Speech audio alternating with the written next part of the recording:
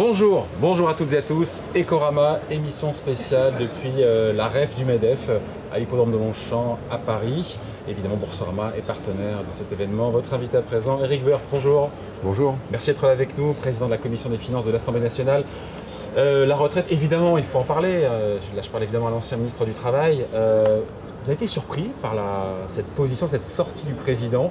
On pensait à peu près acter cette idée défendue par Jean-Paul Delevoye, un âge pivot, un âge d'équilibre de 64 ans, avec une décote pour ceux qui partent plus tôt et une surcote pour ceux qui partent plus tard, sans rentrer dans les chiffres de 5% par an. Bref, il nous dit quoi le président? Il préfère un accord sur l'allongement, enfin sur la durée de cotisation plus que sur l'âge de départ à la retraite.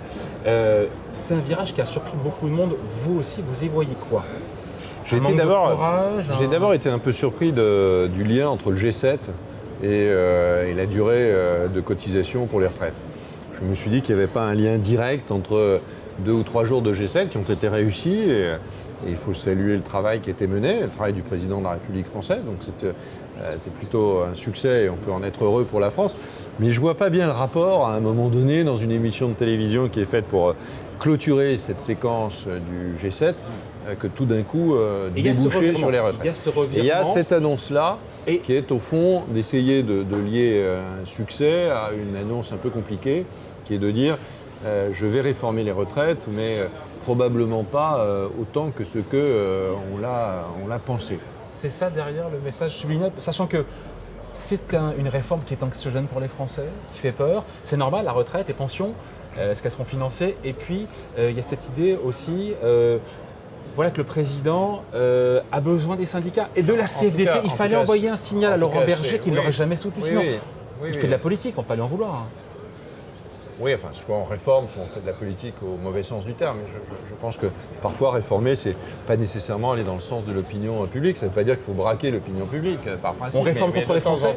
Non, on réforme pas jamais contre les Français, pour les Français, mais on peut réformer contre l'opinion générale mesurée par les sondages des Français. Si on vous demande si vous avez envie de travailler plus longtemps, la majorité des Français diront non. Voilà. Sauf que ça ne fait pas possible pour le système de retraite. La réforme du système de retraite que veut le président de la République, moi j'en partage les objectifs. Dire qu'il faut plus de justice, j'en partage les objectifs. Je ne veux pas qu'il y ait plus d'injustice dans les retraites. Simplement, le système actuel, il n'est pas si injuste que ça. D'abord parce que les retraites, c'est le miroir de votre carrière. C'est parce que vos carrières, nos carrières sont injustes que parfois il y a des accidents de la vie et que tout ça, à un moment donné, se retrouve dans le système de retraite, qu'on met ça sur le dos des retraites. C'est souvent des problèmes de carrière qu'il faut régler avant le système de retraite. Et la vérité, c'est que il n'y a pas non plus 42 caisses qui font que personne n'y comprend plus rien. Il y a au fond 95% des Français sont à l'intérieur de 8 caisses, de 8 régimes et pas de 42. Donc il faut revenir un peu quand même à un certain nombre de choses. Et le cœur du sujet, c'est les régimes spéciaux. C'est-à-dire qu'il est injuste qu'il y ait un certain nombre de nos concitoyens, à la SNCF, à la RATP. Mais unifier tout ça, c'était l'occasion justement de mettre tout le monde sur la même toise. Donc c'est... Oui, mais enfin, je ne sais pas si ce sera fait. En tout cas, un vrai système de retraite, il doit unifier cela. Il y a eu plein de convergences. Beaucoup de choses ont été faites dans le passé là-dessus. Il faut terminer ces convergences. Deuxième point, c'est de dire aux Français à quel âge ils peuvent partir à la retraite. Parce que ça, c'est juste par rapport à toutes les générations qui vont payer votre retraite. Et puis, troisième point, il faut évidemment essayer d'éclaircir le niveau de la retraite qui sera le vôtre pour qu'on puisse prévoir ce fameux taux entre le dernier salaire et le taux de la retraite. Et là, le président de la République, il a tué un élément fondamental qui est celui de l'âge. Qui est en réalité le problème donc de la retraite. S'il n'y a pas de problème d'âge, il n'y a pas de retraite. La retraite, c'est lié à votre âge. C'est vrai dans tous les pays, et c'est notamment vrai en France parce qu'on est dans un système par répartition. Et l'idée qu'avait Jean-Paul Delevoye, qui était déjà une idée assez légère, qui était les 64 ans comme âge pivot. On garde les 62 ans, c'est la réforme que j'ai faite avec Nicolas Sarkozy, prolongée, et on a fait bien d'autres choses. On encourage les gens à partir. On a fait bien d'autres choses, même si on les a au fond oubliées, mais qui ont permis de converger au fur et à mesure. Par exemple, que les fonctionnaires payent les mêmes taux de cotisation que le privé, ce qui n'était pas le cas, etc., etc. Mais bref, ça a focalisé sur les 62 ans. On ne touche pas aux 62 ans, nous dit Jean-Paul Delevoye, mais on fait un âge pivot où finalement on touchera moins de retraite, mais 64 ans pour tout le monde. Qu'on ait commencé tôt ou qu'on ait commencé tard. pourquoi pas? C'était déjà quand même en arrière de la main par rapport à l'efficacité d'un relèvement du taux d'accès à la retraite, du taux auquel on est autorisé, de l'âge auquel on est autorisé à liquider sa pension. Donc là, le président dit, on fait plus les 64 ans. C'était déjà pour une formule qui vous convenait, l'âge pivot, l'âge d'équilibre. C'était déjà à une 64 ans. formule assez légère. Une formule Donc c'est un peu recul. efficace. Donc pour vous, c'est un C'était recul. déjà une formule pas très efficace et pas très courageuse. Mais enfin, elle existait. La meilleure des formules, c'était de reculer l'âge de la retraite, ce qu'ont fait d'autres pays, et on pouvait le refaire 10 ans après la réforme que nous avions faite. Et là, le président dit, je retire l'âge de la table des débats. C'est ce que j'ai compris, hein. Peut-être que ça reviendra, mais je comprends qu'il dit, je retire l'âge et je mets la durée pour que la réforme passe dans de cotisation, parce que après, avec des formules qui sont fausses, pour dire quand on a commencé à travailler tôt, on part plus tôt, quand on a commencé à travailler tard, on part plus tard. C'est déjà le cas.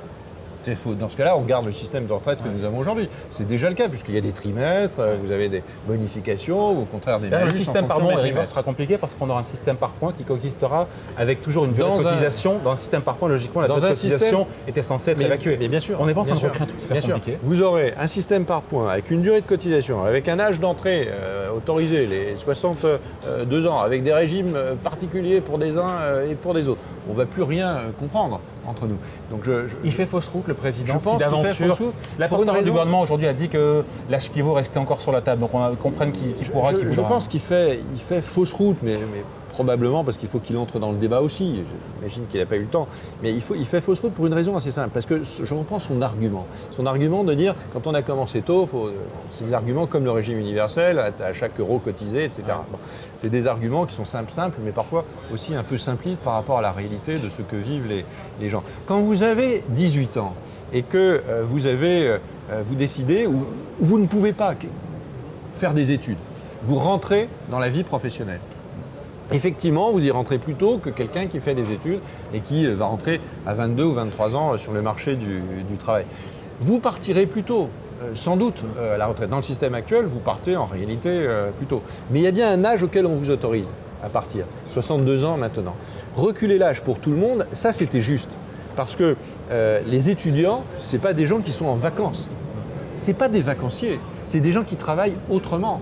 Alors certes, ils ne cotisent pas, donc ils n'accumulent pas de droits, mais à un moment donné, il y a une justice qui est de dire que tu aies 18 ans et que tu travailles comme apprenti pâtissier ou que tu sois dans le bâtiment, ou que tu sois pendant tes études, tu prépares l'avenir, ton avenir professionnel, mais aussi l'avenir professionnel du pays. Et c'est une drôle de manière de dire aux étudiants, en réalité, vous n'êtes pas rentrés sur le marché du travail, vous en subirez les conséquences. Ouais.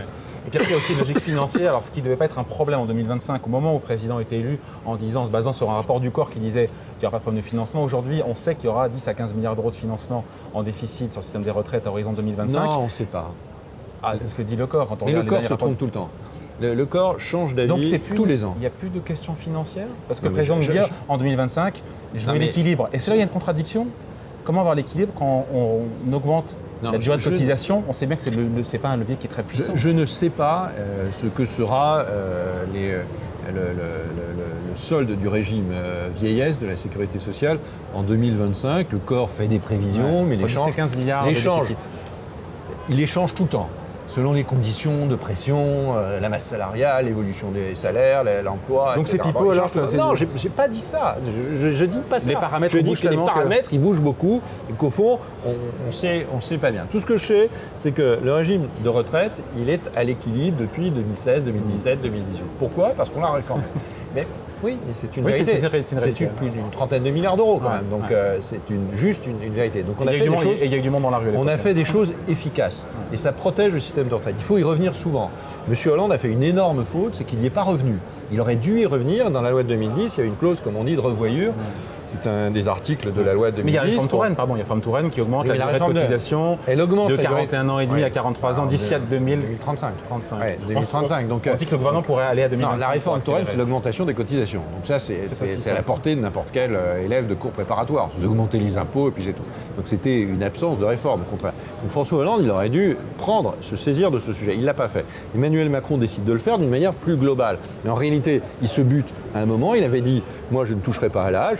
C'est un sujet tabou. Et en réalité, on voit bien que l'âge revient toujours systématiquement parce que c'est au cœur du sujet. C'est au cœur du sujet des retraites. Donc il ne faut pas il ne faut pas braquer les gens. Quand Bruno Le Maire, qui était ici il y a quelques temps, dit on fera rien contre l'opinion, on passera pas en force.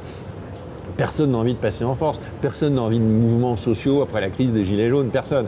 Mais tout le monde a envie d'un système de retraite qui soit performant. Et tout le monde a envie qu'une réforme elle soit juste, mais aussi efficace. Et la première des justices, c'est d'être capable de payer la retraite des Donc Français. la solution de la Sinon, droite il n'y a pas de système de répartition. On doit augmenter l'âge légal de la retraite. Nous l'avons fait. On doit continuer à le faire progressivement, tranquillement. Et on doit prévenir suffisamment de temps avant nos concitoyens pour qu'ils s'organisent. Et par ailleurs, il faut évidemment mettre fin aux régimes spéciaux de retraite.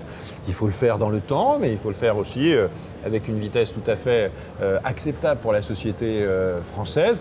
Il faut que les taux de cotisation soient exactement les mêmes entre les uns et les autres, mais il faut prendre en compte les spécificités notamment des professions libérales. Parce que quand le président dit « attention, il y a des infirmières, il faut faire très attention », il y a aussi les professions libérales. Il vise, j'imagine, les professions libérales et pas les infirmières qui sont dans la fonction publique. C'est vrai que dans la réforme de Jean-Paul Delevoye, aujourd'hui, on multiplie par 2 le taux de cotisation des libéraux. Eh oui, mais quand on cotise moins, on a moins de retraite au bout.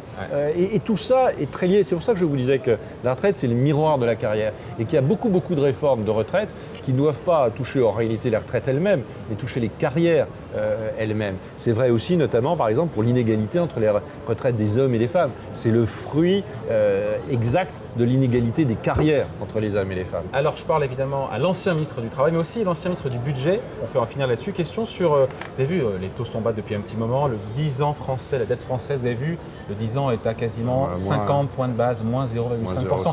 À votre époque, c'était à quoi le 10 ans? C'était...